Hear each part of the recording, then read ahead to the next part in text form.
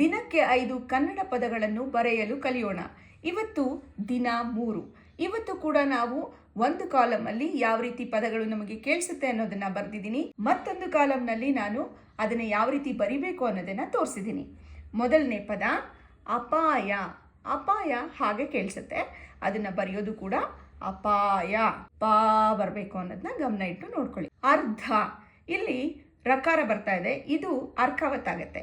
ಒಂದು ಅಕ್ಷರ ಬಿಟ್ಟಾದ್ಮೇಲೆ ನಾವು ಅರ್ಕಾವತ್ತನ ಆಗ್ತಾ ಇದ್ದೀವಿ.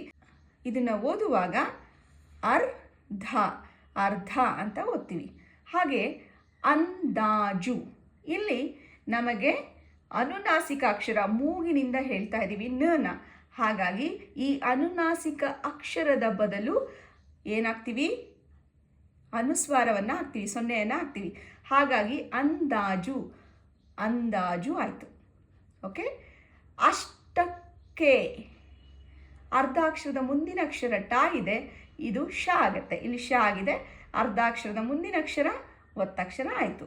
ಹಾಗೆ ಕೆ ಇತ್ತಲ್ಲ, ಇದು ಅರ್ಧಾಕ್ಷರದ ಮುಂದಿನ ಅಕ್ಷರ ಕೆ ಇದೆ, ಅರ್ಧಾಕ್ಷರ ಕೆ ಆಯಿತು, ಅರ್ಧಾಕ್ಷರದ ಮುಂದಿನ ಅಕ್ಷರ ಒತ್ತಕ್ಷರ ಆಯಿತು.